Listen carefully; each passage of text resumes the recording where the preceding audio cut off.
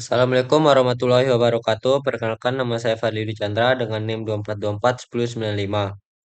Mata kuliah Statistika. Pada video ini saya akan melakukan analisis data fiktif menggunakan SPSS dengan fokus uji normalitas, uji homogenitas, dan uji hipotesis.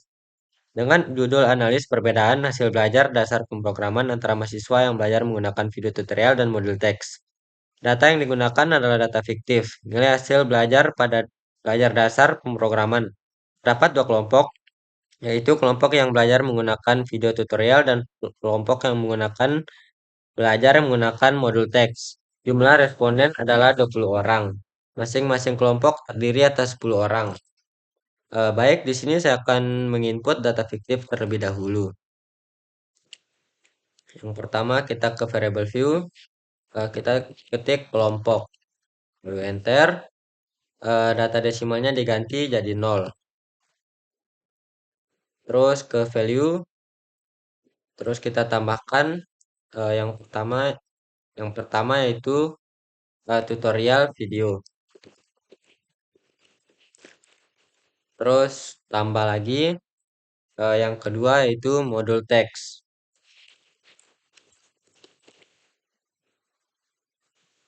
Habis itu kita ganti ininya ya ke scale. Terus yang kedua yaitu nilai. Salah, bentar. Terus desimalnya kita ganti ke 0. Habis itu kita langsung ke data view lagi. Yang pertama itu kita akan apa namanya? Selanjutnya kita akan menginput nilai. Di sini saya udah salin ya.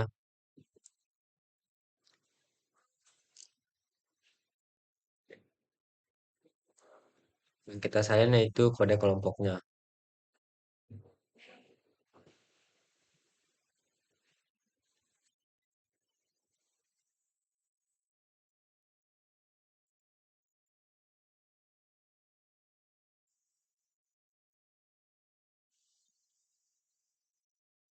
Habis itu kita balik lagi untuk mengcopy paste ke kelompok. Habis itu kita ke input nilainya juga. Yaitu kita akan mengambil data nilai yang ada di sini. Terus kita copy paste lagi. Habis itu kita ke analyze. Terus ke deskriptif statistik. Lalu kita ke explore. Di situ nilai ini kita taruh di dependent list, terus kelompok di factor list. Di situ ke plots, yang ini dicentang aja ya nanti. Ke continue, terus oke. Jadi nilainya sudah keluar ya. Di sini saya akan menguji datanya normal atau tidak. Yaitu saya akan berfokus ke deskriptif. Itu pada nilai hasil akhir tutorial video. Yang pertama min itu adalah 85,50, yang minimumnya yaitu 82, maksimumnya 81. Setelah itu ke modul teks. Nilai minnya yang pertama yaitu 75,50. Terus minimumnya yaitu 71, maksimumnya 81. Jadi setelah itu kita langsung ke tes normality-nya. Jadi saya di sini akan mencek datanya normal atau tidak. Yang pertama itu kita lihat Cosmograph Smimov. Jadi signifikasinya itu adalah titik 200. Artinya sebelumnya titik ini ada nolnya, jadi signifikasinya 0,2.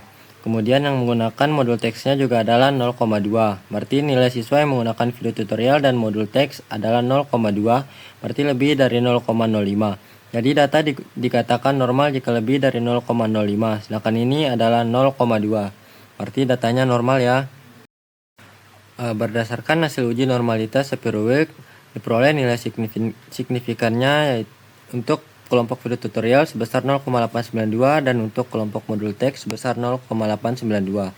Dasar pengambilan keputusan, jika signifikannya lebih dari 0,05 maka data berdistribusi normal. Jika signifikannya kurang lebih kurang dari 0,05, maka data tidak berdistribusi normal. Karena nilai signifikannya pada kelompok lebih besar dari 0,05, maka dapat disimpulkan bahwa data nilai hasil belajar pada kelompok video tutorial dan modul teks berdistribusi normal. Selanjutnya saya akan menganalisis menggunakan uji homogenitas. Yang pertama yaitu kita ke analyze dulu, terus kita ke main, compare main, terus kita pilih onWay ANOVA. Kemudian kita akan masukkan nilai ke deep dependent list, terus kelompok masukkan ke faktor. Setelah itu kita ke option, terus kita tentang homogeneity option test, terus klik OK. Jadi di sini datanya sudah keluar ya, teman-teman. Terus habis ini kita akan berfokus ke tabel test of homogeneity, yaitu nilai signifikannya itu 1,00 dengan nilai base of mean, yaitu pengambilan keputusan.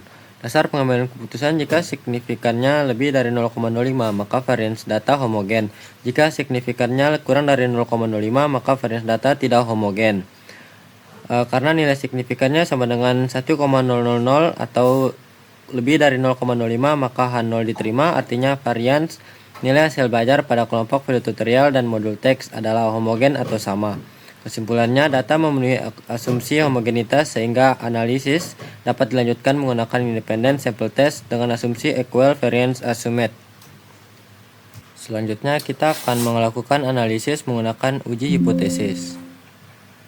Yang pertama yaitu kita masuk ke analyze dulu, kemudian ke regression, terus ke linear.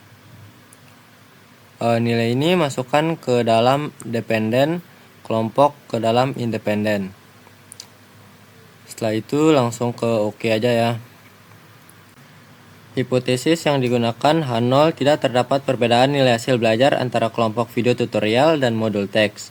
Sedangkan H1 terdapat perbedaan nilai hasil belajar antara kelompok video tutorial dan modul teks. Berdasarkan output SPSS pada tabel ANOVA diperoleh nilai signifikannya kurang dari 0,001 yang berarti lebih kecil dari 0,5. Selain itu, pada tabel koefisien variabel kelompok pembelajaran juga memiliki nilai signifikannya kurang lebih dari 0,001. Karena nilai signifikannya lebih kecil dari 0,05, maka H0 ditolak dan H1 diterima. Interpretasi.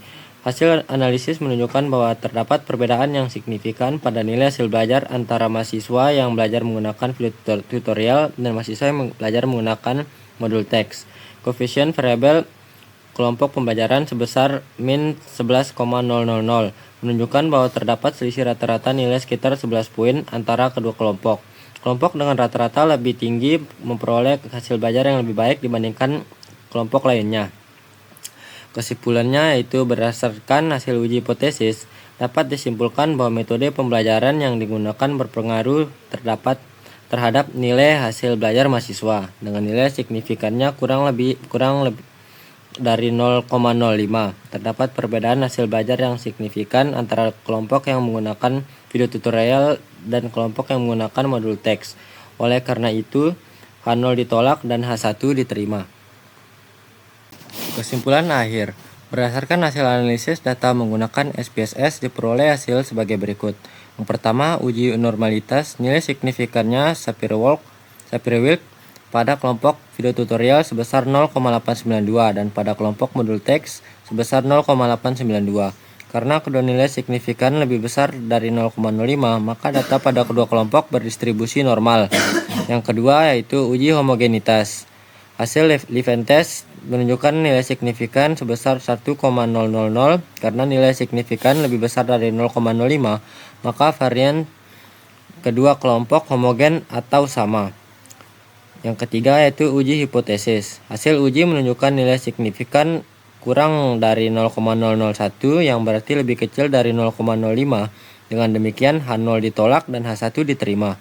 Sehingga terdapat perbedaan yang signifikan antara nilai hasil belajar mahasiswa yang belajar menggunakan video tutorial dan mahasiswa yang belajar menggunakan modul teks.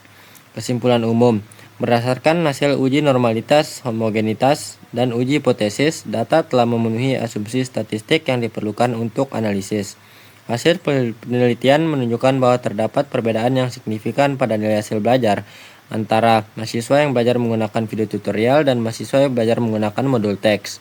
Oleh karena itu, metode pembelajaran yang digunakan berpengaruh terhadap hasil belajar dasar pemrograman pada fiktif yang dianalisis.